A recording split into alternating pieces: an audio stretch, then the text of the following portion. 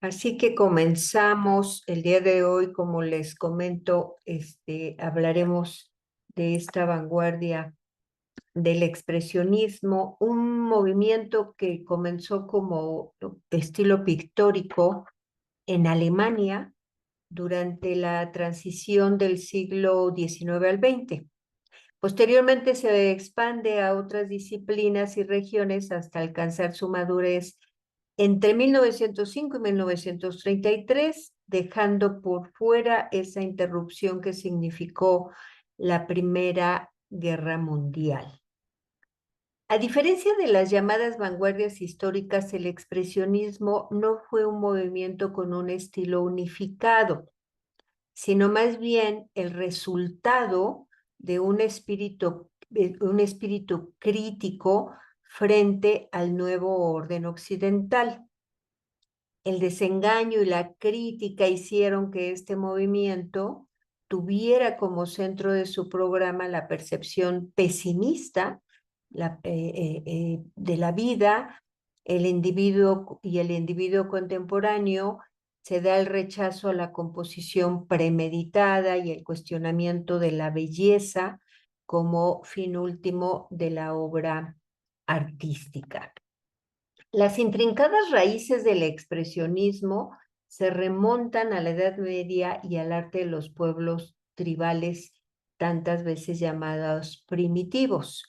Un antecedente más cercano lo encontramos en las pinturas negras de Goya, que rompe con todas esas convicciones con las que se representaban las anatomías y se sumerge en el mundo interior. Sin embargo, son los llamados postimpresionistas, Paul Gauguin y Vincent van Gogh, que van a influir en este movimiento tanto por la técnica como por la profundidad psicológica. Pero hay otro grupo que también va a ser de gran influencia, que es el simbolismo, entendido como la búsqueda en la cual el artista, limitando la pintura objetiva, concreta los sentimientos, los estados del alma, los miedos subjetivos, las fantasías y los sueños. Así que algunas de las características generales que vamos a encontrar en este movimiento, por ejemplo, es una perspectiva desencantada sobre la realidad.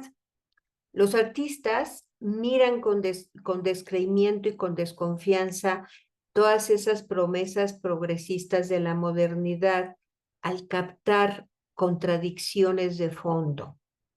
Se concibe al individuo como un ser a la merced de los acontecimientos, carente de sustancia propia y sometido a la mediocridad. Para esta generación, las personas han sido despojadas de libertad y autonomía y han sido reducidas a piezas del sistema. Ellos desean representar la esencia del individuo contemporáneo, así que rechazan la mera representación de las apariencias, cultivan el dramatismo, la subjetividad, así como la expresión de los sentimientos humanos. Esto es muy importante en el expresionismo. Estos sentimientos, especialmente la decepción, el terror, la angustia, la soledad, la miseria humana, el despojo y el descreimiento. También son artistas que van a proponer hacer prevalecer el instinto sobre la racionalidad en los procesos creativos, es decir, el artista se opone a la composición deliberadamente racional y promueve el valor de la intuición y la improvisación. Lo abrupto, entonces, hace presencia. También una característica es sustraer a los objetos de cualquier idealización o de cualquier objetivación, y eso va a ser como parte de estos principios expresionistas. El universo representado siempre va a encarnar una realidad subyacente, según ellos. Y lo psicológico va a jugar un papel muy importante, ya que se indaga sobre los sentimientos primarios o instintivos de los sujetos. Esto se va a dar en varias de las vanguardias, inclusive también dentro del surrealismo, como por ejemplo el mundo onírico o el universo de lo grotesco. Todo esto va a favorecer la distorsión y la tensión entre la realidad y lo percibido en la obra. Bueno, estas son algunas de estas características que vamos a encontrar en este movimiento, el cual inicia en un periodo preliminar que está representado por dos artistas interesantes, que son el belga James Ensor y el noruego Edvard Munch. James Ensor fue un pintor belga que participó en los movimientos de vanguardia de comienzos del siglo XX y que influyó justamente en el expresionismo y también en el surrealismo. Él vivió en Ostende casi toda su vida y se destacó por su originalidad, y también se le relacionó con un grupo artístico que se denominaba Los 20. Era un grupo que tenía 20 pintores belgas, entre dibujantes y escultores, que se formó en 1883. Durante 10 años, estos artistas celebraron una exposición anual de su arte cada año, y cada año se invitaba a otros 20 artistas internacionales para que participaran en la exposición. Y entre esos artistas invitados a lo largo de los años estuvieron, por ejemplo, Claude Monet, Georges Seurat, Paul Gauguin, Bec Moguissot, Paul Cézanne y el propio Vincent Van Gogh. Después de la exposición de 1892, esta sociedad de los 20 se transformó en la libre estética, la libre estética, que finalmente desapareció con la Primera Guerra Mundial. En la obra de Ensor vamos a ver algunos desfiles fantasmales, como esta imagen que vemos aquí, personajes enmascarados y hasta cierto punto caricaturescos. Es bien interesante en su obra cómo la máscara se va a convertir en la expresión de lo amenazador, de lo desconocido, va a reflejar con ello la ironía sobre la condición humana. En esta obra, por ejemplo, el artista critica a la sociedad y a la realidad y la muestra como una puesta en escena donde nada es lo que parece y donde todos están destinados a asumir un rol. Sin embargo, al final eh, eh, todos vamos hacia el mismo lugar, es decir, hacia la muerte. Y esto queda evidenciado con esta imagen que está al centro de la composición, rodeada de todos estos personajes que están cubiertos con máscaras. Están escondiendo su esencia para sobrevivir. Hay una cita del libro de la letra escarlata de Nathaniel Hawthorne que quedaría muy bien para esta obra, que dice: ningún hombre, por un periodo considerable de tiempo, puede usar una cara para consigo mismo y otra para la multitud, sin finalmente confundirse respecto a cuál es la verdadera. Es un poco esta crítica que hace Ensor a esa sociedad que es en la que está viviendo. Hay otra pieza del artista que quizás sea de las más conocidas, que es la entrada de Cristo a Bruselas, que fue elegida por Stefan Johnson, autor, científico, literario y crítico sueco, como una de las 3 más importantes historias para explicar la democracia y el socialismo durante un periodo de 2 siglos y cómo se perciben las masas. Ensor coloca la religión, la política y el arte en medio de un desfile. La masa es representada de manera violenta. Un mar humano que parece estar a punto del colapso a un tropezón de la tragedia. Vemos máscaras, vemos payasos, caricaturas deshumanizadas, todas ellas de rasgos crudos. Todos ellos lo que están compartiendo es el caos. Y el Cristo que se encuentra en el centro de la imagen, me acerco para que puedan verlo, aquí se encuentra, es en parte un autorretrato.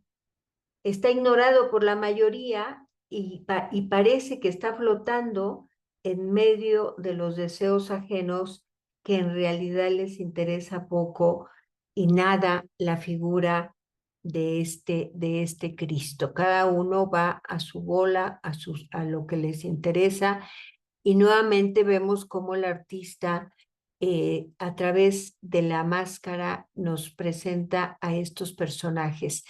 Es un poco la idea que tiene él de la sociedad, que es una sociedad falsa que se enmascara y que no podemos conocerla a profundidad. Y así es lo que va a representar este artista. Hay una obra enigmática de Ensor, que es esta en la que el propio artista se viste de muerte. Podríamos considerarla como una vanitas de finales del siglo XIX, principios casi el XX, un memento mori. Es difícil saber realmente qué motivó al artista para la creación de este cuadro. Vemos pues nuevamente como si fuera un autorretrato en donde el artista tiene es un rostro de calavera, es su atelier, su estudio, en donde encontramos cantidad de cuadros que están ambientando el estudio y deja abierta una ventana a la interpretación de cada espectador. En realidad es una obra abierta en donde pues pueden caber varias interpretaciones. El otro artista que antecede al expresionismo y que es más conocido es Edvard Munch. Él nació en Loten, en Noruega. Tuvo una infancia muy difícil porque su madre y su hermana mayor murieron de tuberculosis cuando él era muy joven, y su padre era un hombre de economía modesta, dominado por algunas obsesiones de tipo religioso, y que falleció en 1889.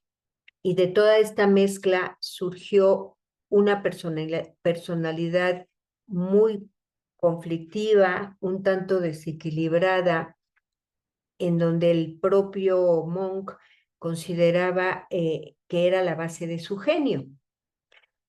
Monk fue pintor, fue grabador y está considerado justamente el precursor del expresionismo.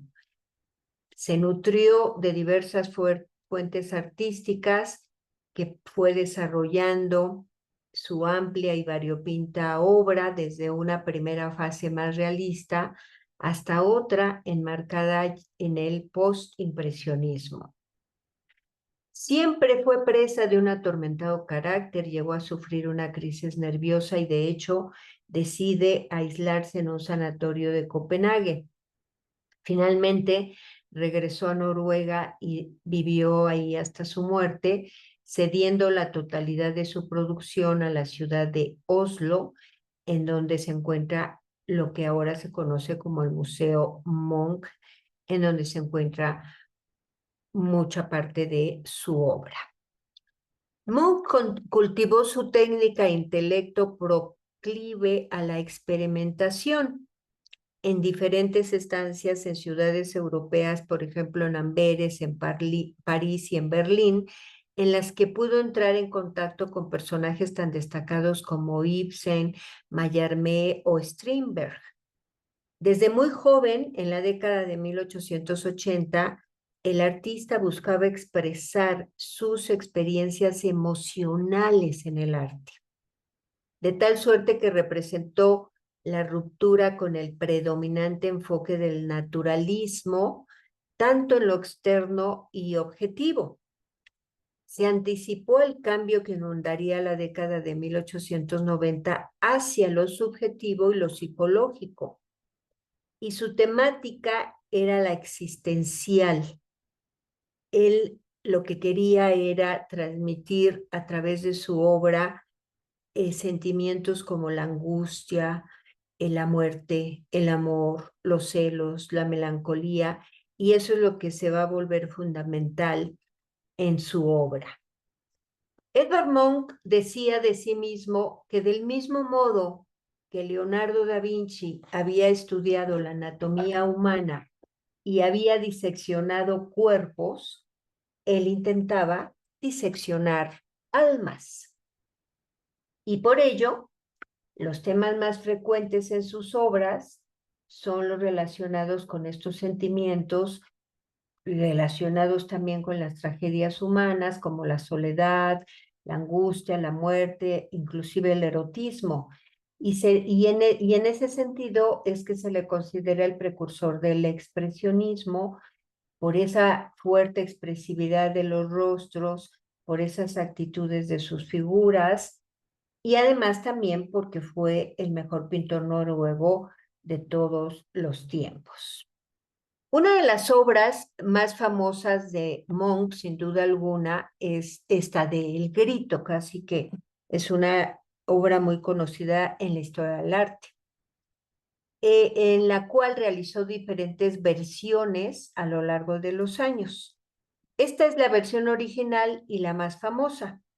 Hay otras dos versiones que se encuentran en el Museo Munch de la misma ciudad y una cuarta que fue vendida más o menos recientemente en una subasta y pertenece a una colección privada. Esta obra se ha convertido en un icono cultural. Es una de las imágenes más reconocidas del mundo, pues ha sido incorporada ya a la cultura popular y ha sido ampliamente parodiada por artistas recientes. Pero, ¿qué es lo que representa el cuadro? ¿Cuál es la historia de este grito de Edvard Munch? ¿Y en qué se inspiró el autor para hacer esta obra?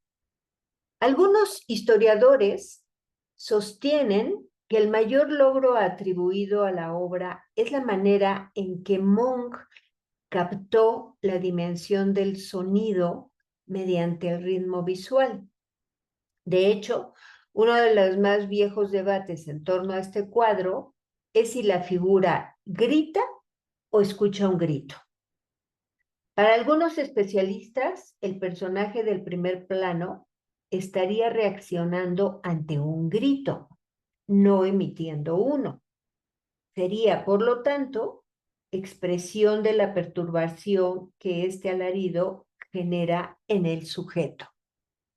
De cualquier modo, en esta pintura se suele reconocer la angustia existencial del hombre moderno en la transición del siglo XIX de grandes avances tecnológicos al XX, su sentimiento de soledad y desaliento y su desesperación. Asimismo, se ha interpretado el cuadro como símbolo de la condición del artista como un hombre profundamente atormentado. Otras interpretaciones sugieren que la obra representa el grito de la naturaleza personificado en la figura que vemos en este primer plano. Sin embargo, al parecer, la inspiración para el cuadro provino de una tarde en que el artista, paseando junto con dos amigos por un mirador de la colina Ekeberg, desde donde se podía apreciar el paisaje de Oslo, y tuvo como una visión. Y en un diario que escribió en 1891 está esta historia.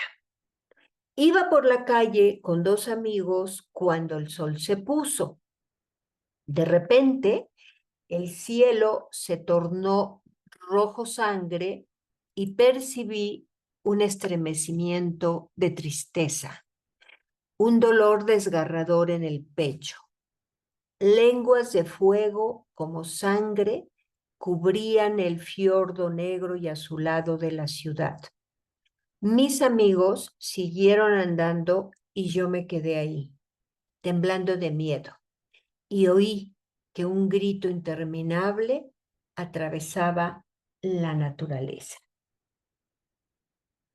Bueno, tuvo esta imagen, como él mismo lo escribió, caminando con estos amigos, y a partir de ese momento empezó a trabajar en este cuadro.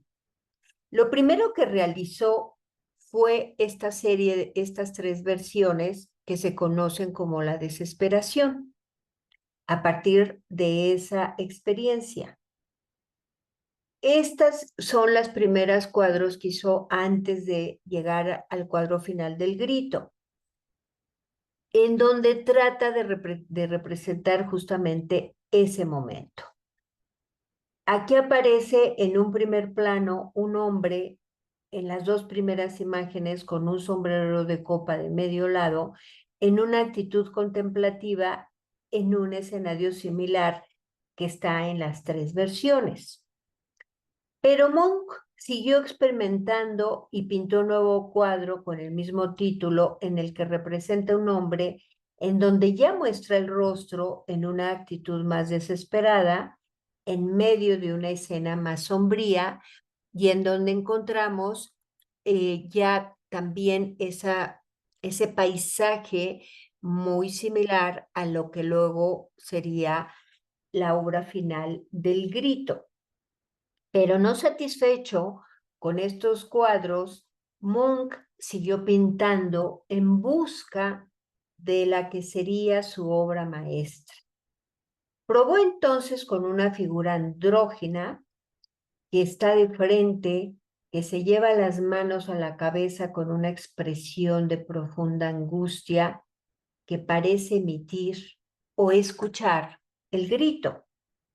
En los años sucesivos, Munch probaría nuevas variantes del cuadro y llegó a pintar 4 diferentes versiones, que son las que vemos aquí.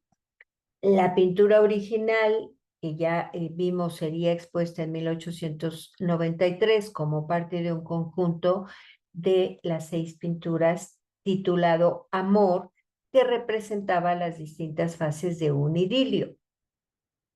El grito ha sido concebido con la idea de colocarlo en la última etapa de la angustia y la desesperación. Aquí vemos en estas 4 imágenes, la de 1893, que es un óleo temple sobre cartón, la de 1895, pastel sobre cartón, que es la que vemos a la derecha superior, la de 1910, temple sobre tabla inferior izquierda, y 1893, crayón sobre carbón. Aquí ya las 4 son variaciones sobre un mismo tema. Hay muy pequeñas variaciones, en realidad es muy similar una de la otra y narra esa experiencia que tuvo caminando con sus amigos. Pero va a repetir curiosamente este puente, este cielo, en esta otra imagen, una pieza que forma parte de una serie de 20 obras que denominó La crisis de la vida, en la que pretendía representar la ansiedad y obscura vida mecanicista del hombre moderno. Y con esta búsqueda de emociones, Munch hizo avanzar el simbolismo hacia lo que luego se denominará expresionismo. Esta obra está estrechamente relacionada con el grito, como podemos ver.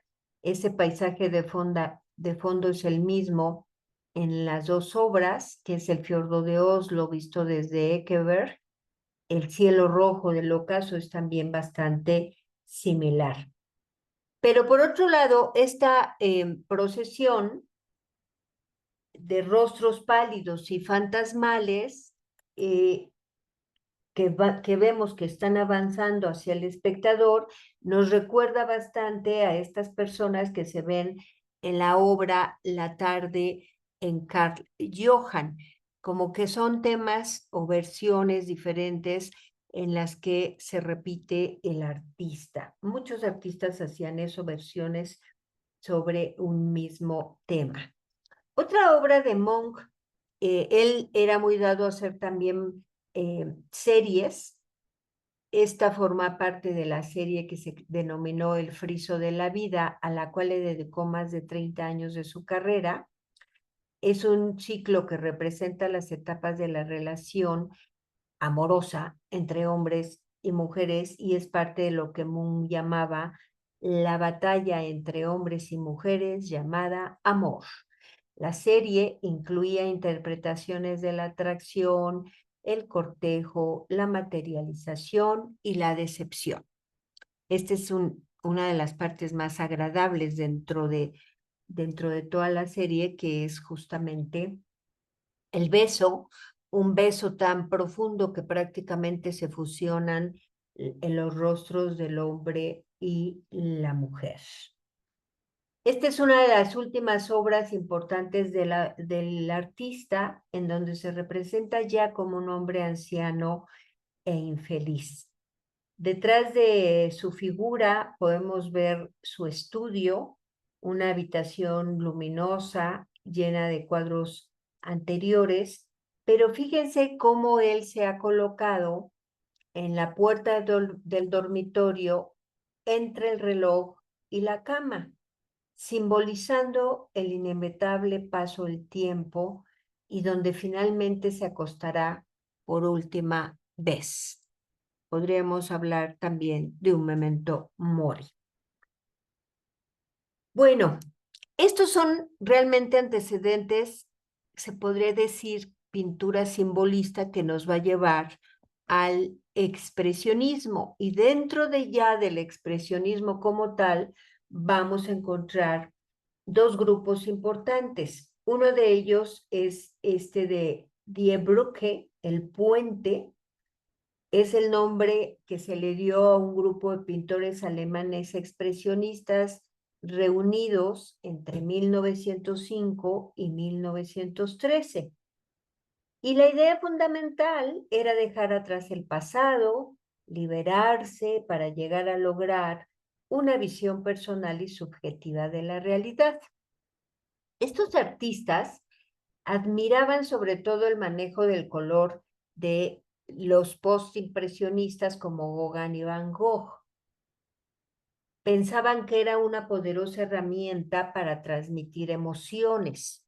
Por eso un poco comentaba la semana anterior que el fauvismo pues se puede integrar también dentro del expresionismo, porque es justamente a través del color en que van a transmitir sus obras estos artistas.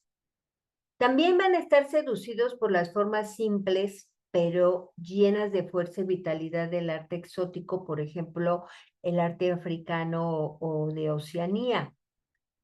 Y otra influencia decisiva es la que tienen precisamente de Edvard Munch, que va a marcar un hito en la historia de la pintura justamente con su obra El Grito. Este grupo tiene un verdadero espíritu de grupo, justamente forman una comunidad en la que deben exponer en conjunto las obras, así como exhibir,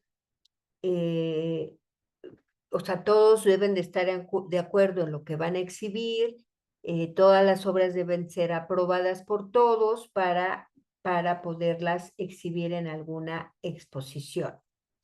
Y lo primero que atrae de las obras de estos artistas es justamente ese colorido, colores brillantes, estridentes, trazos gruesos, violentos, trabajan con contrastes de colores complementarios y eso genera mucha luminosidad y también una gran fuerza expresiva. Al igual que el fauvismo, el artista ya no pinta las cosas como son, sino como las siente. Ya no muestra el universo tal como se ve, sino muestra su mirada personal, su propia cosmovisión. Deja de imitar y comienza a expresarse. Entre los artistas que van a estar dentro de este grupo, encontramos al fundador y principal impulsor, que fue Ernst Ludwig Kirchner, que comenzó a pintar de forma autodidacta al tiempo que estudiaba arquitectura en la Technische Hochschule de Dresde.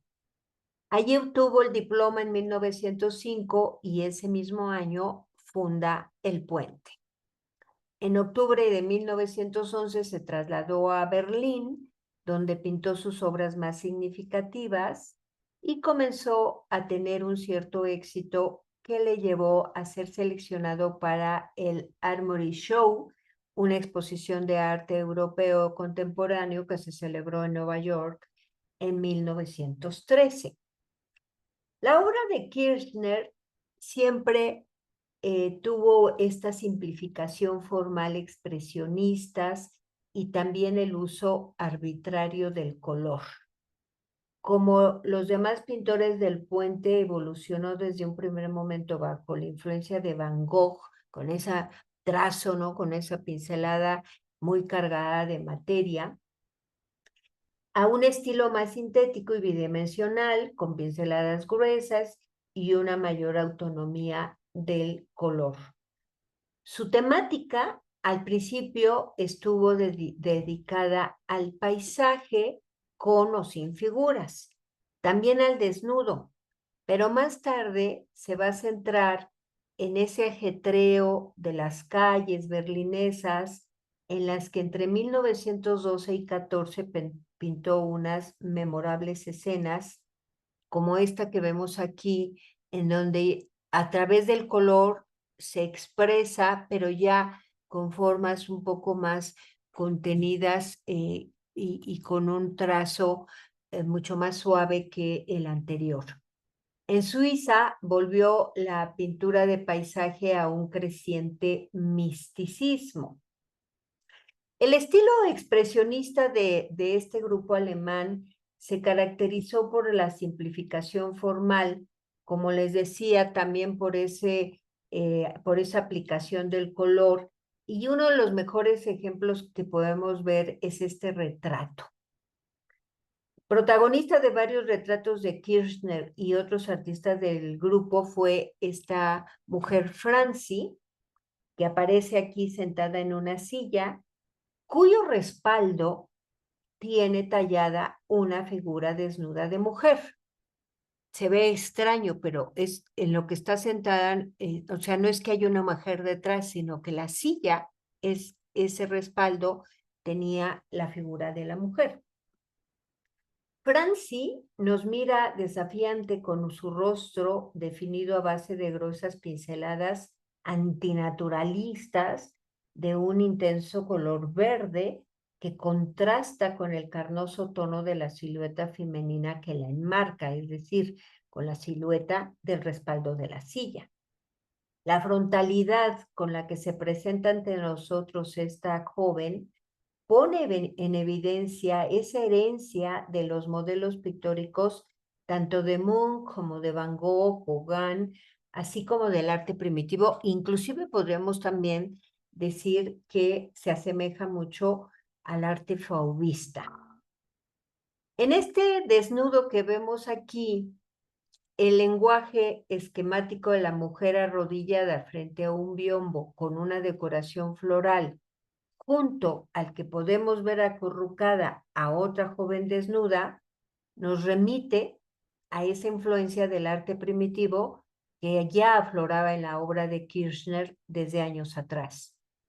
El simplificado rostro de esta joven es muy cercano al de una máscara africana, unido a esa distorsión a la que el artista somete a esta figura.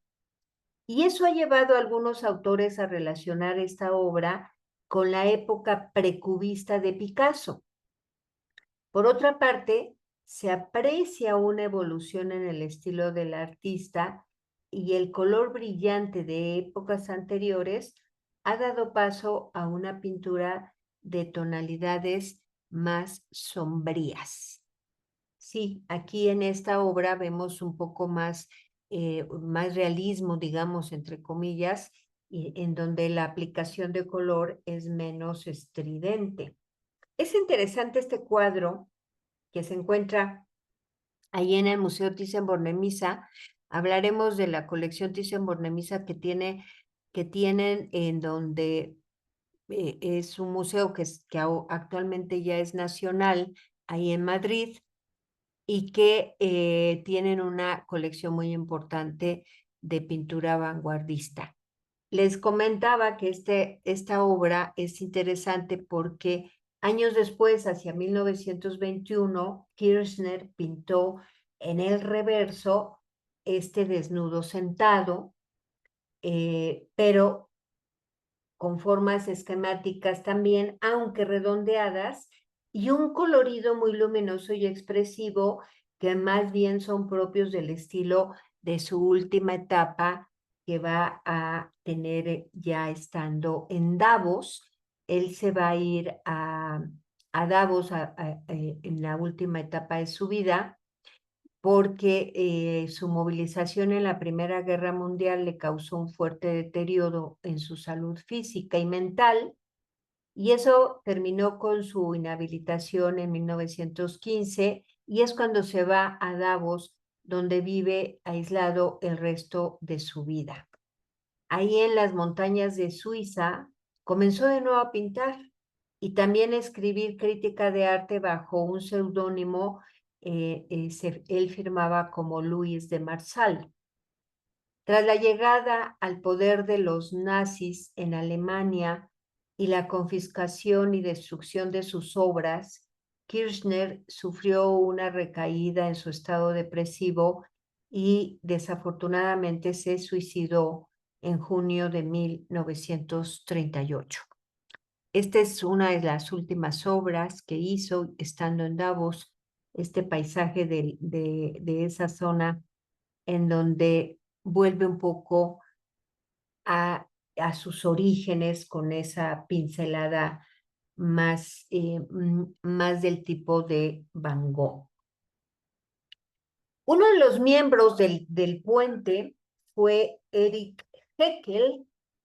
Él recibió clases de pintura y dibujo en Chemnitz, donde conoció a Carl Schmidt Rottluff, y en 1904 los dos se trasladan a Dresde a estudiar arquitectura en la Technik Hochschule, donde coincidieron justamente con Kirchner y con Fritz Bley.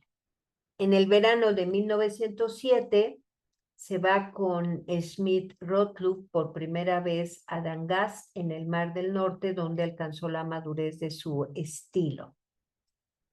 De esa época es esta obra que vemos aquí en la imagen, en donde nuevamente encontramos una fuerza expresiva a través del color, con una pincelada muy cargada de materia, unos trazos muy potentes, muy expresivos.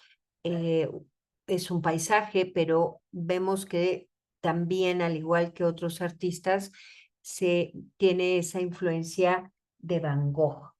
Hacia la primavera de 1909 viaja a Italia, ahí va a pasar el verano con Kirchner y Pechstein en los lagos de Morisburg, junto a Dresde, y como el resto de los componentes del puente, se trasladó a Berlín en 1911, donde poco después se disuelve el grupo. Su inicial estilo expresionista siempre estuvo dentro de las pautas marcadas por el puente, y en esa época estuvo centrado en el paisaje con o sin figuras, pero también realizó interesantes grabados, bastantes de ellos en madera, en donde podemos observar una gran simplificación formal.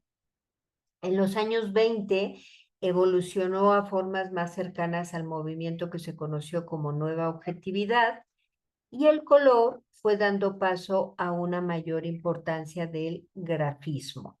Durante sus últimos años volvió a un tipo de pintura expresionista formal y cromáticamente menos agresiva y violenta que la de su primera época. Con la llegada del nazismo, sus obras fueron confiscadas y 17 de ellas fueron expuestas en la tristemente famosa exposición Arte Degenerado. Los bombardeos de 1944 a la ciudad de Berlín destruyeron completamente su estudio, así como gran cantidad de sus obras. Y una vez finalizada la guerra, ejerció de profesor en la Academia de Artes Visuales en Karlsruhe entre 1949 y 55 y vivió sus últimos años retirado en Kemmelhofen, cerca de Radolfzell, junto al lago Constanza, donde murió. Esta obra pertenece a su etapa expresionista, la primera etapa, Casa de Dangast, justamente en esa época que estuvieron por ahí, en donde vemos nuevamente la expresión a través del color. Emil Nolte fue un pintor pionero también del expresionismo. En realidad su nombre era Emil Hansen, pero lo cambia su apellido por el de su lugar de nacimiento, que fue Nolte, en la provincia de Schleswig. Él perteneció a una familia de campesinos, fue aprendiz de un fabricante de muebles y asistió a clases nocturnas trabajando en diversos lugares de Alemania. Y hacia 1892 se trasladó a St. Gallen, en Suiza, y allí impartió clases de dibujo en la Escuela de Artes y Oficios, y algunos años después se va a Múnich, donde pretendía dedicarse plenamente a la carrera de pintor. Nolte estudió en diversas academias privadas y durante 1899 residió en París. Ahí asistió a la Academia Julian y se sintió fascinado como varios del grupo por la obra de Van Gogh y de Gauguin. En 1907 aceptó la invitación para formar parte del Puente. Sin embargo, solamente estuvo con ellos 2 años debido a las diferencias de edad y el temperamento con sus jóvenes compañeros, y continuó su propio camino centrándose en temas de inspiración bíblica. Cuando en 1911 la secesión berlinesa rechazó algunos de sus cuadros, Nolde tomó parte en la formación de la nueva secesión. Este es un autorretrato y vemos también claramente ese estilo expresionista a través del color, pero también de esa pincelada muy contundente, como podemos ver en la obra. Pero también Emil Nolte interpretó la Biblia desde su muy perspectiva peculiar, cuadros monumentales en donde, bueno, pues no vemos que sean nada tradicionales. Esto le va a traer problemas por acusaciones de inmoralidad, obscenidad e irreverencia. Él era profundamente religioso, pero también estaba convencido de la necesidad de crear un arte alemán y acabó en el partido nazi, y como premio le prohibieron pintar. En estos cuadros bíblicos muy empastados vemos cómo predomina el color al que se subordina todo, con un dibujo deliberadamente torpe y ningún apego a la verosimilitud. Hay un sentido dramático muy acentuado, una voluntad de expresión muy cargada de violencia que deforma los rasgos de los personajes, que los hace verse bastante grotescos, como en esta obra de La Última Cena que está en la Galería Nacional de Dinamarca, o también esta otra del Pentecostés de 1909 en la Galería Nacional de Berlín, donde acusa ese estilo, acentuando mucho el dramatismo deforma los rasgos de los personajes, personajes muy grotescos, tanto por la paleta que utiliza como esa pincelada y esos rostros que parecieran más bien unas máscaras. Cuando Nolde pinta este cuadro en 1924, en su nativa Sluis, que luego se convertiría en Dinamarca después de la guerra, pinta este cuadro. En esta zona Nold había adquirido una casa en 1916 y ahí pasaría largas temporadas cada año. Es una melancólica pintura que, según el historiador Peter Bergo, fue realizada entre mayo y octubre de 1924 y en la que nos representa el paisaje llano de esa zona con sus características grandes nubes en medio de una agitada tormenta, lo que le confiere un aspecto muy de una turbadora amenaza. Es un cuadro con una paleta muy cálida, con una gran panorámica y que llega prácticamente a lo que es la abstracción. Y vean cómo también varios de los cuadros que hemos estado viendo corresponden a la colección del Museo Thyssen-Bornemisza. Cuando en mayo de 1961 el barón Hans Heinrich Thyssen-Bornemisza adquirió esta obra de la joven pareja, en ese momento se iniciaba un cambio de rumbo en el coleccionismo de la saga Thyssen. Si durante el periodo de entreguerras su padre, Heinrich Thyssen, había reunido una extraordinaria colección de maestros antiguos entre los años 60 y 90 del pasado siglo, el barón desarrolló una intensa actividad coleccionista de los principales movimientos artísticos del siglo XX, entre los que el expresionismo ocuparía un lugar primordial. Escribiría el barón Thyssen: fue a principios de los años 60 cuando compré mi primera obra de un expresionista alemán. Se trataba de una acuarela de Emil Nolde, que mostraba a una pareja joven.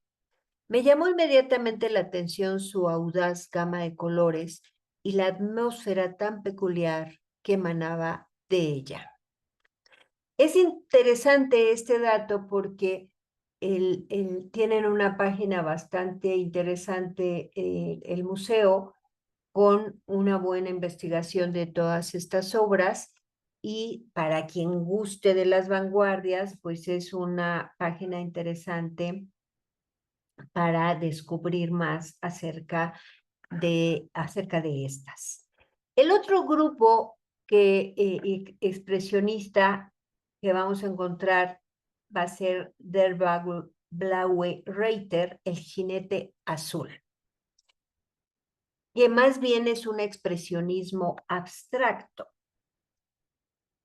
El jinete azul fue una decisión del grupo Nueva Asociación de Artistas de Múnich, que había sido fundado en 1909 y de la que era presidente Vasily Kandinsky.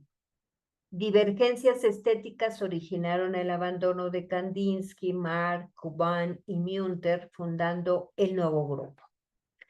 Frente a la actitud temperamental del puente y a su plasmación casi fisiológica de la emotividad, el jinete azul tenía una actitud más refinada y más espiritual, digamos, pretendiendo captar la esencia de la realidad a través de la purificación de los instintos. Así, en vez de utilizar la deformación física, ellos optarían por su total depuración y con ello llegar a la abstracción. Su poética se definió como un expresionismo lírico en el que la evasión no se encaminaba hacia el mundo salvaje, sino hacia lo espiritual de la naturaleza y el mundo interior. Y el nombre lo toman justamente de esta obra de Vasily Kandinsky, que se llama El Jinete Azul. Los miembros del grupo mostraron su interés por el misticismo, por el simbolismo y las formas del arte que consideraban más genuinas, por ejemplo, el primitivo, el popular, el infantil y también los enfermos mentales. Mostraron su predilección por la forma abstracta en la que veían un gran contenido simbólico y psicológico. El Jinete Azul tuvo su final con la Primera Guerra Mundial, en la que murieron Mark y Make, que eran integrantes del grupo, mientras que Kandinsky tuvo que volver a Rusia. En 1924, Kandinsky y Paul Klee, junto a Lionel Feinger y Alexei von Kaulewski, fundaron Die Blaue Bier, los Cuatro Azules, en el seno de la Bauhaus, y expusieron conjuntamente su obra durante 10 años. Vasily Kandinsky es un artista ruso, nació en Moscú en 1866 y murió en Francia en 1944. Fue precursor del arte abstracto en pintura y también fue un teórico del arte, y se considera que con él comienza la abstracción lírica y el expresionismo. Pasó su niñez en Odessa, donde se graduó en la Escuela de Arte Greco-Odessa. Se matriculó en la Universidad Estatal de Moscú, donde estudió Derecho y Economía, tras lo cual empezó a ejercer con éxito su profesión. Sin embargo, decidió comenzar a estudiar pintura cuando contaba con 30 años y en 1896 se establece en Múnich, Alemania, donde se formó en la escuela privada de Anton Asbe. Primero estuvo ahí, después en la Academia de Bellas Artes de Múnich, regresando a Moscú en 1914, después del estallido de la Primera Guerra Mundial. Tras la Revolución Rusa se convirtió en un gran conocedor de la administración cultural de la nueva administración soviética de Rusia y ayudó a fundar el Museo de Cultura de la Pintura.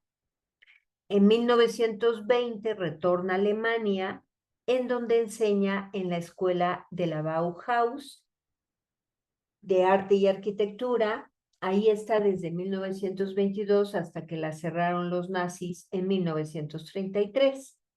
Entonces se trasladó a Francia, donde residió el resto de su vida y donde adquirió la ciudadanía francesa en 1939. Y en ese país creó algunas de sus mejores obras. Este es de su primera obra, en donde vemos cómo el artista estaba más influenciado por el impresionismo. Una obra pues muy naturalista, en donde nos presenta este puerto de Odessa. La obra se encuentra en la Galería Tetriakov y es una obra muy naturalista, muy realista, pero con un toque impresionista por la pincelada y por el concepto en general. En 1901 fundó el grupo Phalanx y abrió su propia escuela, y durante 1906 a 1909 tuvo un periodo fauvista, como vemos en esta imagen, para luego pasar al expresionismo. Desde 1908 su obra fue perdiendo ese aspecto temático y figurativo, fue ganando expresividad a través del color y va iniciando en este momento su camino hacia la abstracción. Desde 1910 empezó a crear cuadros en donde la importancia de la obra residía más en la forma y el color, creando planos pictóricos por confrontación de colores. Este cuadro que vemos aquí es todavía de esa época en donde estaba más influenciado por el fauvismo. Vemos cómo se expresa a través a través del color, con una pincelada muy larga, como casi podríamos decir que son manchas de color, lo que nos ofrece y con ello este paisaje. Esta es una obra de 1910 en donde ya encontramos que nos ofrece una imagen mucho más abstracta, como que ya pierde la perspectiva en imágenes como esta, es más bidimensional, lo que vamos a encontrar ya a partir de 1910. Ya entonces su abstracción es abierta, vemos que el foco está en el centro, pero equipando con una fuerza centrífuga y derivando las líneas y manchas hacia afuera con una gran riqueza formal y cromática. En 1903 escribe una de sus primeras obras que se llama De lo espiritual en el arte. Este cuadro, por ejemplo, forma parte de una serie de 36 obras que tituló Improvisaciones y que frecuentemente usa temas bíblicos como fuente de estas enigmáticas imágenes. Aquí en esta obra Kandinsky explora la historia del paraíso terrenal. Está compuesta alrededor de un gran sol amarillo. La idílica escena incluye también elementos ominosos tales como formas negras dispersas. Según la ficha del museo, pudiera ser que se presagiara la expulsión de Adán y Eva del paraíso, pero también por la época en que se realizó el inminente desastre de la Primera Guerra Mundial.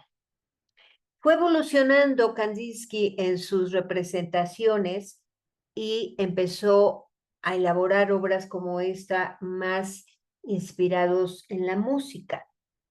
Escuchando tonos y acordes mientras pintaba, el artista afirma que, por ejemplo, el amarillo es el color del centro en una trompeta de latón. El negro es el color del cierre y el fin de las cosas, y que las combinaciones de colores producen frecuencias vibratorias similares a los acordes tocados en un piano.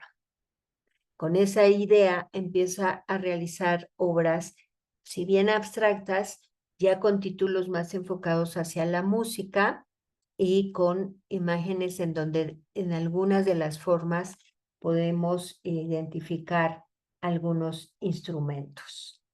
El análisis sobre las formas y los colores de Kandinsky resulta no de simples y arbitrarias asociaciones con ideas, sino de experiencia interior del pintor. Pasó años creando pinturas abstractas, sensorialmente ricas, trabajando con formas y colores sin descanso, observando sus pinturas y las de otros artistas y teniendo en cuenta sus efectos sobre su sentido del color. Esta experiencia subjetiva es algo que el filósofo francés Michael Henry llamó subjetividad absoluta o la absoluta vida fenomenológica. Kandinsky también desarrolló una teoría de las figuras geométricas y sus relaciones, afirmando, por ejemplo, que el círculo es la forma más pacífica y que representa, entre otras cosas, el alma humana. Estas teorías las explica en un segundo tratado que publicó en 1926 y que se conoce como Punta y Línea sobre el plano. Aquí vemos en donde ya empieza a utilizar esas formas geométricas muy abstractas y geométricas, y el círculo va a ser una de las figuras importantes en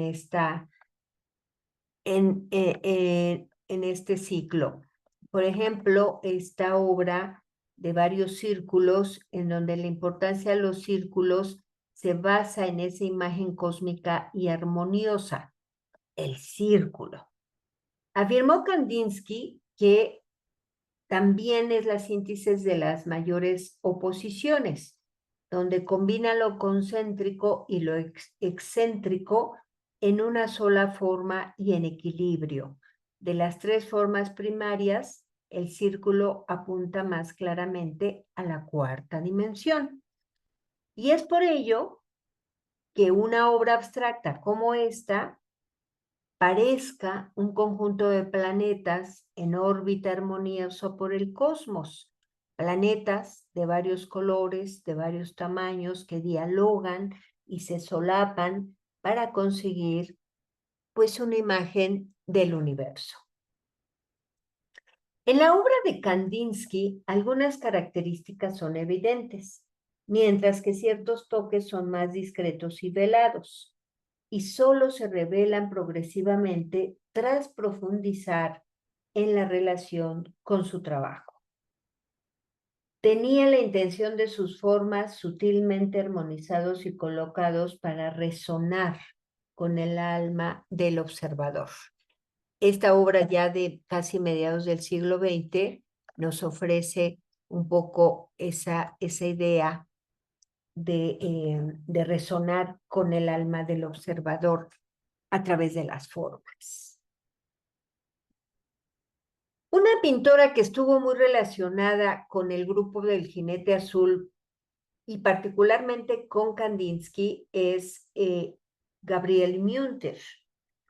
Cuando surge el expresionismo en Alemania, las mujeres seguían teniendo prohibido el acceso a las academias de arte y se enfrentaban al desprecio de la sociedad si trabajaban en lugar de casarse o de formar una familia.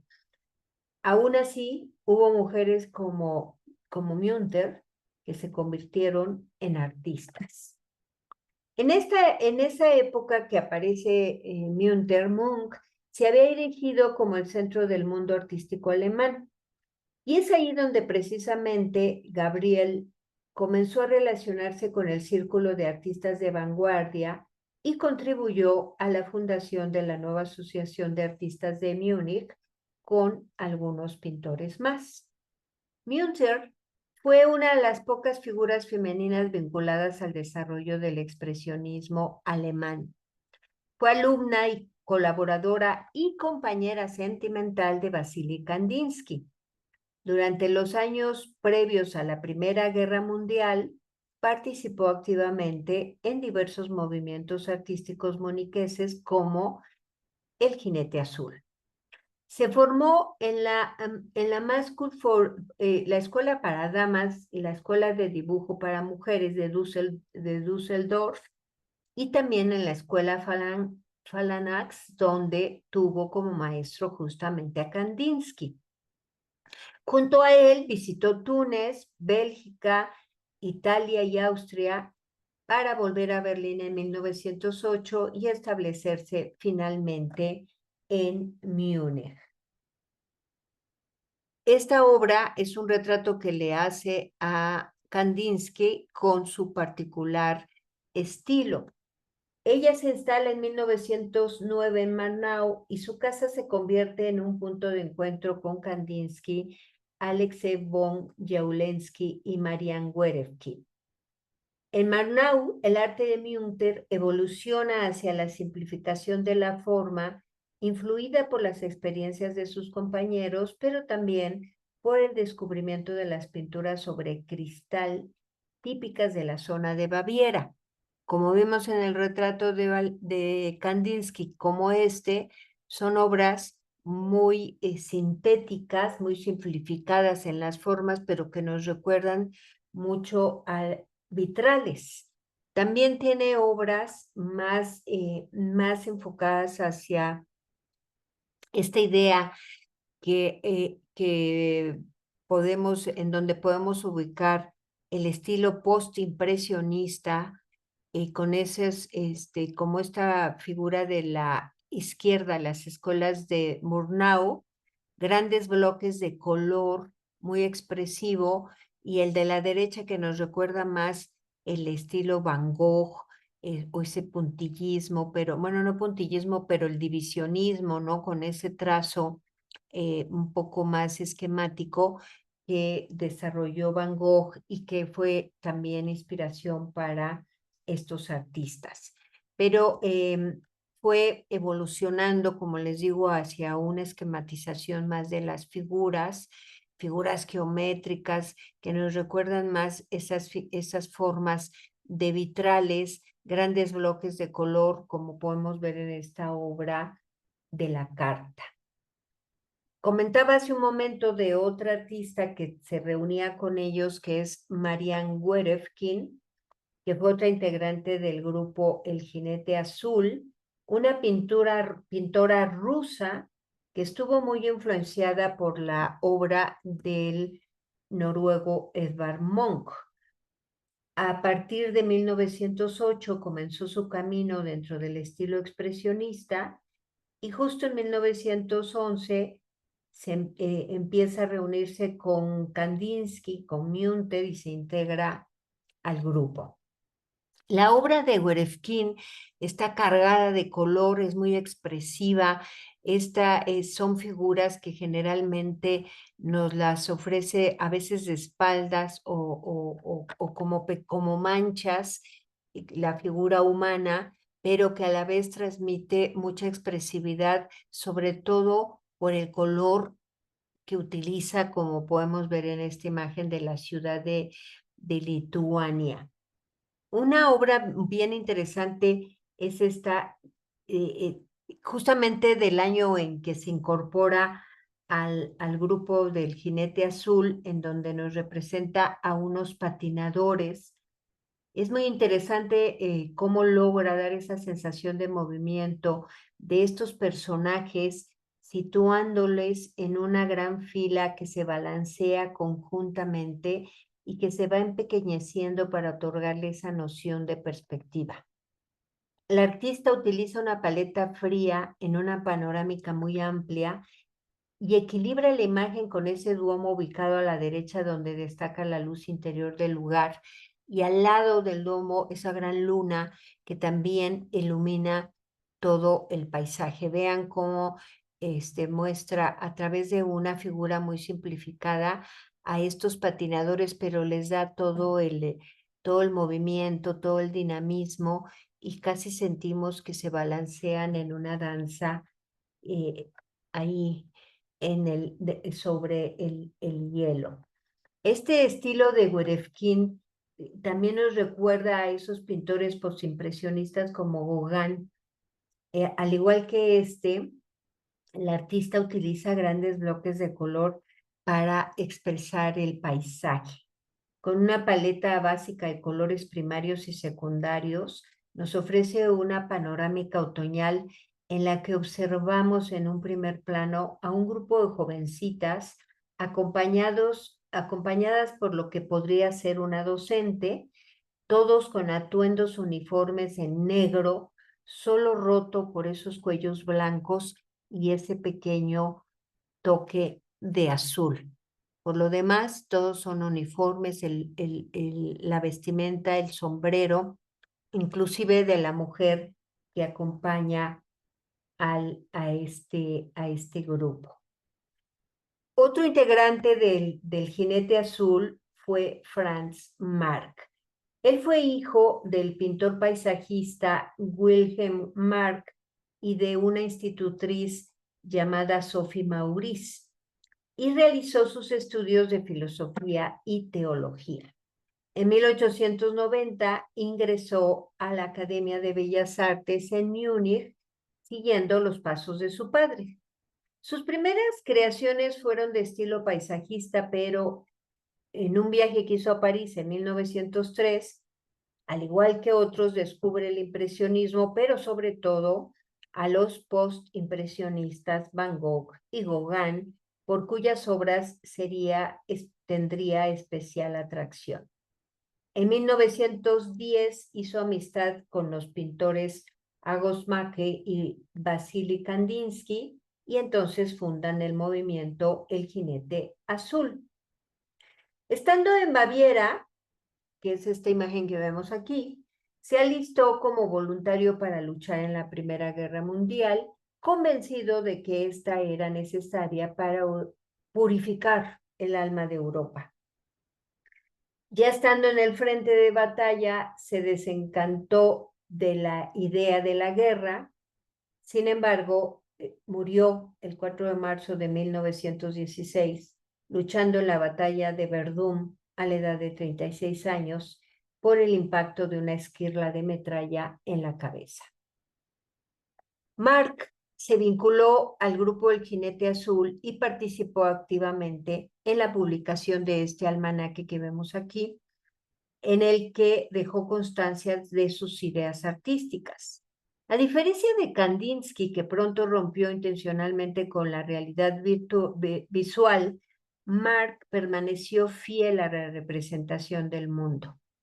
Sus teorías, que rechazaban explícitamente las rígidas pautas de la vida de la ciudad, se centraron en la búsqueda permanente de la libertad de expresión a través de una visión mística del mundo natural y de la creación de nuevos símbolos adecuados para una nueva espiritualidad. Así, el artista aspiraba a crear un nuevo reino paradisíaco en el que se pudiera alcanzar la perfecta compenetración del hombre con la naturaleza. En esta nueva Arcadia, los símbolos tomaron forma a través de una profusión de animales convertidos en criaturas místicas cargadas de alegorías que el propio artista denominaba animalización del arte. Por ejemplo, esta es una alegoría que encierra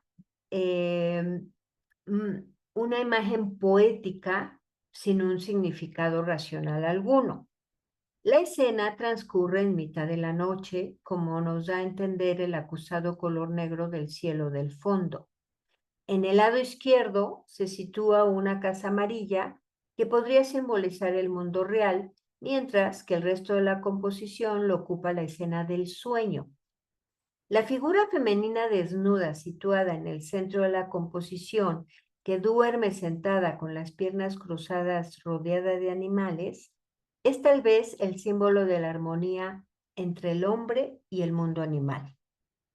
En este jardín de las delicias, los animales repiten los ritmos de la naturaleza y los colores también adoptan un componente simbólico.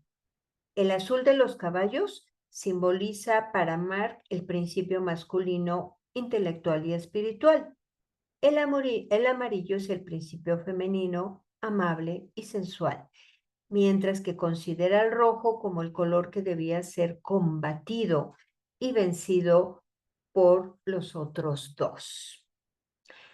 El otro artista que integró el grupo fue August Marc.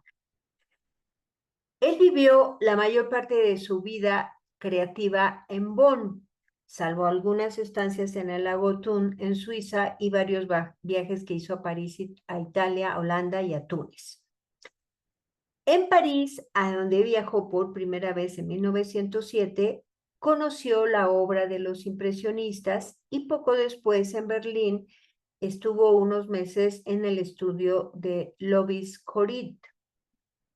El estilo de Marc se inició dentro del impresionismo y el postimpresionismo francés y atravesó más tarde una fase Fauve. En 1910, a través de su amigo Franz Marc, conoció a Kandinsky y durante un tiempo compartió la estética no objetiva y las preocupaciones místicas y simbólicas del Jinete Azul. Pero tuvo un encuentro en París con Robert Delaunay en 1912 y eso marcó para él una auténtica revelación. ¿Quién era Robert Delaunay?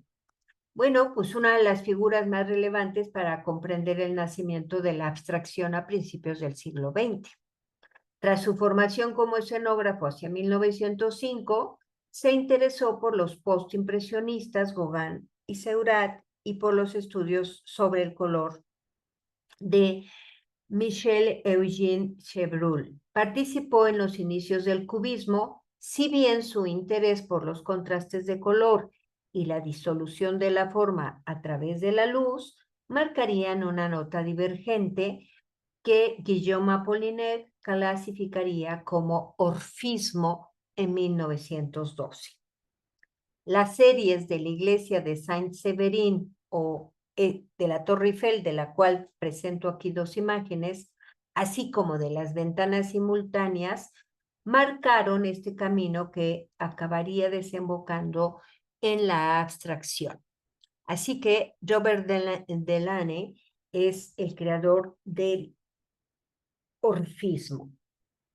Y estos escaparates de Macke pues pueden ser considerados una personal interpretación de las ventanas de Delaunay, combinadas con la simultaneidad de imágenes del futurismo italiano, como vemos en esta imagen de Húsares al galope, que también se encuentra en el Thyssen-Bornemisza.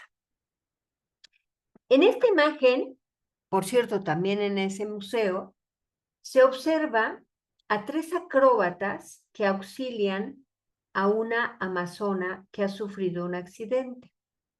Su cuerpo inerte es cargado fuera del escenario, al igual que el caballo que ha provocado la tragedia. Más cerca del espectador, una figura encorvada a la izquierda en penumbra nos da la espalda en señal de duelo. La frágil amazona y el circo se relacionan con el pintor, que piensa que, al igual que los personajes circenses, él también es un ser marginado de la sociedad. En esta imagen, el artista nos muestra la vertiente agridulce del circo, donde la felicidad puede dar paso en cualquier momento a la tristeza más profunda, y el peligro, así como la muerte, están siempre acechantes. En 1913, Macke se había distanciado del grupo y su andadura personal le había llevado a París. El interés de Macke por el valor expresivo del color se unió a la visión fragmentada del espacio de Delaunay en unas obras que se convierten en las herederas germanas del cubismo cromático del pintor francés. Después va a viajar a Túnez al lado de Paul Klee y Louis Moulet, y el ambiente exótico de este lugar va a ser determinante para su creación estética lumínica del final de su vida, etapa en la que realizó una serie de obras consideradas como obras maestras del color. Su carrera se vio truncada por su prematura muerte, al igual que la de Marc, en el frente de la Primera Guerra Mundial en septiembre de 1914. Esta es una de sus últimas obras con esta idea de una estética lumínica, en donde vemos algunas muchachas bajo los árboles. Es una pena que estos dos pintores hayan muerto, porque nos dejaron con ansias de conocer más su pintura. Finalmente, Paul Klee también fue miembro de El Jinete Azul. Él nació en tiene un nombre, Münchenbusch, una comuna suiza del cantón de Berna, en el seno de una familia de músicos. Y eso va a ser importante porque la música va a ser fundamental tanto para su vida como para su obra.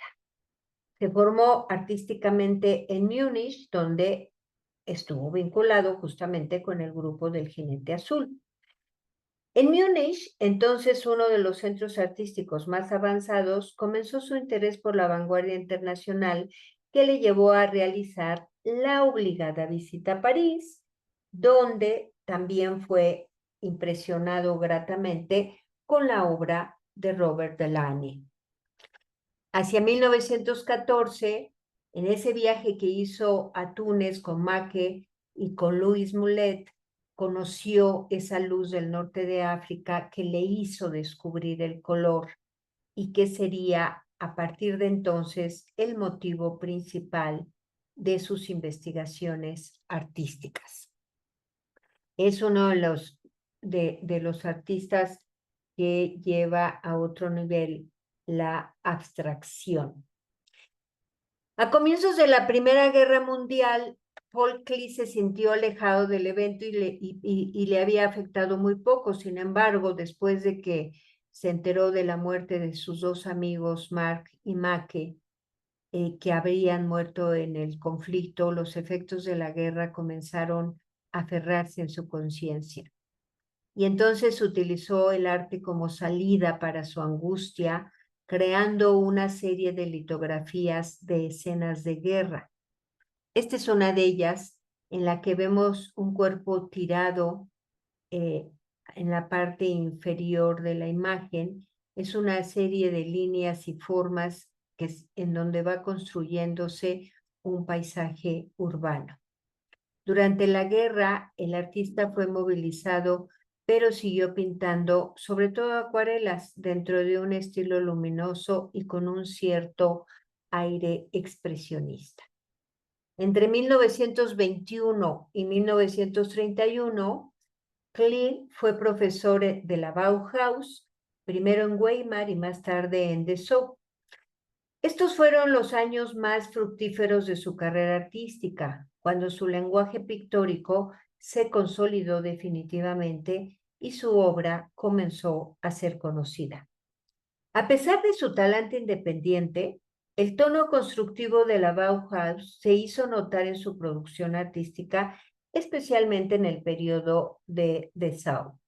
Aquí vemos una obra muy conocida de Klee, Senecio, que hizo en 1922, que se encuentra ahí en Suiza, este rostro magnífico abstracto que hace, y posteriormente, hacia 1928, hace un viaje a Egipto, y ese paisaje inspiró sus composiciones estriadas relacionadas con su teoría de las estructuras horizontales y verticales, como esta que vemos aquí. Eso influyó en la incorporación de jeroglíficos, también de inscripciones a su pintura. Esta obra es justamente de ese año, Castillo y Sol, muy inspirado en ese viaje. Posteriormente, algunos años después, entre 1931 y 33, vivió en Düsseldorf, donde trabajó como profesor de la academia. Tras la llegada del nazismo y la declaración de su arte como degenerado, tuvo que abandonar Alemania y regresar a Berna, donde transcurrieron los últimos años de su vida. A pesar de su pesimismo y su debilidad física, consecuencia de una grave enfermedad, esta etapa final fue de una intensidad creadora sin precedentes. Entonces, quizá más que nunca, su pintura consiguió una perfecta unidad entre la vida y el arte. Una pintura considerada como la obra maestra de Klee es esta del Ad Parnassum, un ejemplo de la habilidad magistral del artista con el color. Pequeños bloques de colores cambiantes flotan a través del fondo, establecidos en su lugar con un contorno negro grueso, evidenciando la idea de un edificio o una casa. También es el mejor ejemplo de la habilidad del artista en el puntillismo y la capacidad técnica que tenía. Con gran habilidad con el color, fue un gran maestro en la paleta y también en la teoría del color. Inclusive escribió un gran tratado, una colección de conferencias titulada Escritos sobre la forma y la teoría del diseño. Este tratado está considerado uno de los escritos más influyentes en el arte moderno. Esta obra es fantástica, pareciera un mosaico realizado a partir de esas teselitas pequeñitas de color. Para finalizar, quisiera hablar de una gran artista. Ella fue una artista y pacifista alemana que obtuvo el éxito de la crítica y del público. Fue contemporánea de Munch y es nada más y nada menos que Kate Kollwitz. Ella fue más bien grabadista. Vean este magnífico autorretrato que está ahí en Washington, en donde a partir de solamente algunos trazos nos da justamente su expresión y esa idea de que se encuentra haciendo un boceto en un, eh, eh, en un soporte que lo realiza tan solo con una línea diagonal, pero ya con ello nos da esa idea de que está pintando sobre un caballete. La violencia de las guerras de su contexto, así como la pérdida de un hijo durante la Primera Guerra Mundial, marcó significativamente, la producción de las obras de Kate. Eso la convirtió en una de las figuras más populares del arte alemán de entre siglos. Aquí vemos esta imagen en donde nos transmite una revuelta, la de los tejedores, una obra que se encuentra en el MoMA, ahí en Nueva York, realizada hacia 1897, en donde vemos esa calidad del trabajo de Kollwitz, esos rostros apesombrados, esa gente que está sufriendo este momento y que están en esa marcha con algunas herramientas, y una mujer es la que podemos ver en un primer plano que lleva a su hijo cargado durmiendo.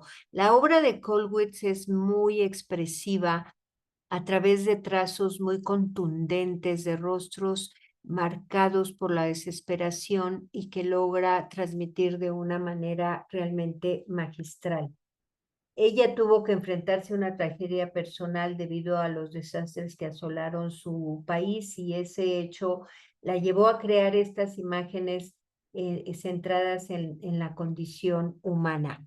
Otra obra magnífica de ella es esta en donde representa a la líder revolucionaria Ana la Negra.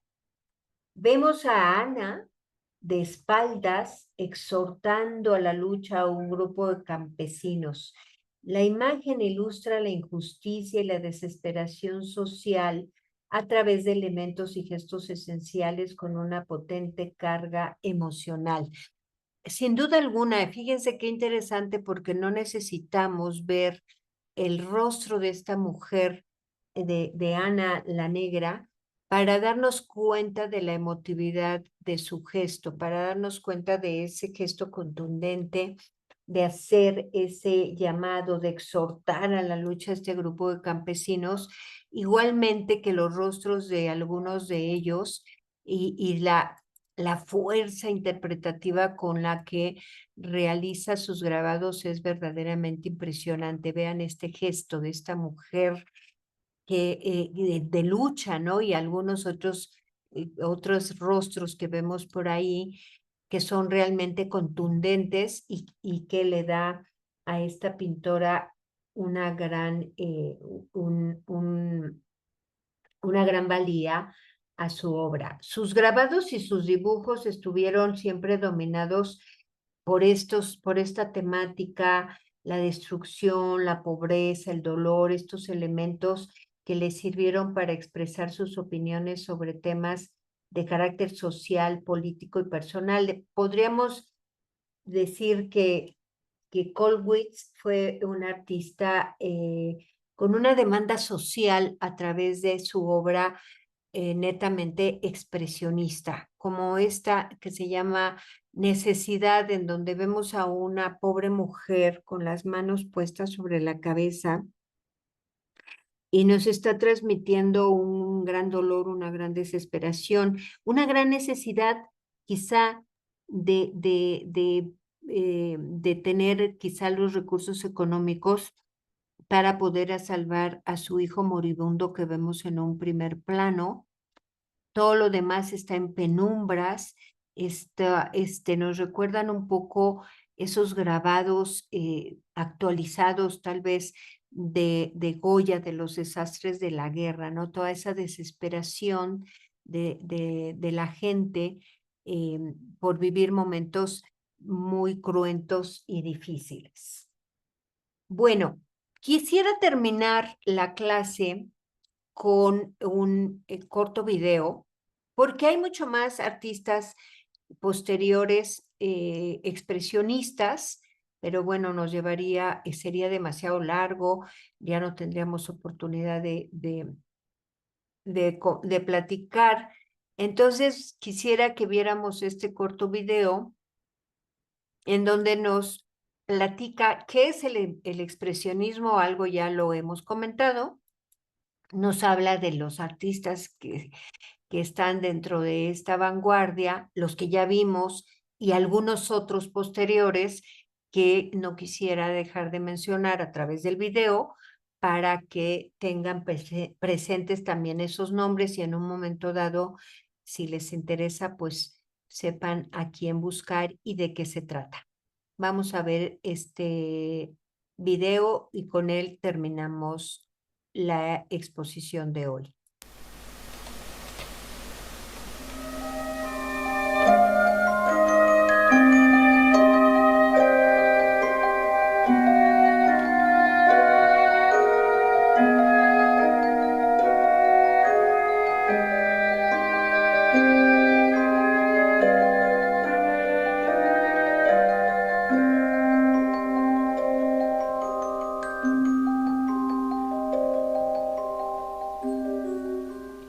¿Qué es el expresionismo?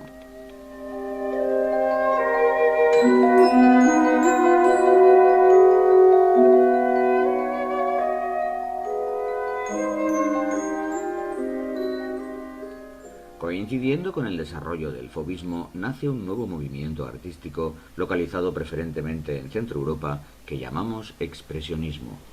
Se trata de una más de las vanguardias artísticas que se desarrollan en Europa en el primer tercio de siglo, con su componente de experimentación plástica e innovación creativa. Los expresionistas dan prioridad a la plasmación en imágenes de los estados de ánimo y, por tanto, de la vida interior del artista, normalmente en un tono patético que tiende a denunciar las carencias de la sociedad y la angustia ante la vida. El recurso expresivo para que esa denuncia sea realmente impactante en el espectador será la distorsión de la realidad, deformándola hasta extremos a veces grotescos. Tanto es así que no importa introducir en el cuadro la fealdad como elemento artístico con tal de acentuar su fuerza expresiva. Los orígenes de esta tendencia se encuentran frecuentemente en la historia del arte, si bien el expresionismo exagerado, con una intención de exteriorizar el mundo interior y la denuncia social, tendría como primeros heraldos las pinturas negras de Goya y una gran parte de la obra de Van Gogh. Una referencia mucho más cercana al expresionismo como vanguardia se encuentra no obstante en la obra del pintor noruego Edvard Munch, que ya utiliza la distorsión de las formas y la irrealidad del color para potenciar la fuerza expresiva de sus figuras, que adquieren habitualmente un carácter dramático de desesperación vital. El expresionismo hay que encuadrarlo cronológicamente entre 1905 y 1933. En 1905 nace el primer grupo propiamente expresionista llamado Die Brücke, el puente, porque sus fundadores querían vincular el pasado con el futuro. Lo forman 4 estudiantes de arquitectura de Dresde, Alemania, entre los que destaca Ernst Ludwig Kirchner, que aprovecha la fuerza expresiva del color tal y como lo habían utilizado los Fauves, es decir, de forma autónoma y desvinculado de la representación real de las cosas. Aunque se trata de un estilo muy diferente, porque su agresividad no es meramente visual, sino sobre todo intelectual, al potenciar la crítica social y política. Más adelante nace un segundo grupo expresionista, Der Blaue Reiter, el jinete azul, nombre procedente de un almanaque que habían realizado los 2 miembros más sobresalientes del grupo, Wassily Kandinsky y Franz Marc, así como de su mutuo interés por los caballos y el color azul. A ellos se sumarían también Paul Klee y August Macke. El movimiento expresionista, de por sí profundamente crítico con la sociedad tal y como estaba establecida, tendrá un motivo definitivo de inspiración en las consecuencias que tuvo la Primera Guerra Mundial. El tremendo impacto de aquella carnicería en las conciencias de estos artistas no hizo más que agudizar sus sentimientos de inconformismo y desesperación ante la condición del hombre, más aún si consideramos que el núcleo principal de los expresionistas se hallaba en Alemania, el país que como perdedor de la guerra más iba a sufrir sus consecuencias. La respuesta artística de los expresionistas ante esta situación será la de una pintura aún más desgarradora y de un tono tremendamente crítico contra la sociedad, los estados y la condición del hombre. Artistas como Schiele, Kokoschka, Nolde o Sutin son una buena prueba de este expresionismo pesimista. Con posterioridad esta tendencia adquirirá mayor crudeza a través del grupo Nueva Objetividad, cuyos principales representantes son George Grosz, Otto Dix o Max Beckmann. Una nueva objetividad que dé verdadera cuenta de las injusticias sociales, de los abusos políticos, de la inmoralidad de los poderosos o de la desolación de la vida diaria en aquel mundo moderno. A pesar de todo, el expresionismo también tiene en ocasiones su versión más poética y sosegada, como ocurre con las imágenes deliciosas de Otto Müller. Más atrevidos por el color y su fuerza expresiva, aunque igualmente atractivos, son los retratos de Alexei von Jawlensky. Con la llegada de los nazis al poder en 1933, puede decirse que el expresionismo desaparece como tal vanguardia en Alemania, al ser sus artistas perseguidos por degenerados, decadentes y antipatriotas, si bien no podemos tampoco vincular este movimiento exclusivamente a Alemania. También hubo muestras expresionistas en otras partes de Europa, y así el mismo Picasso tuvo también su etapa expresionista, sin olvidar las muestras de este estilo en otros puntos de Europa.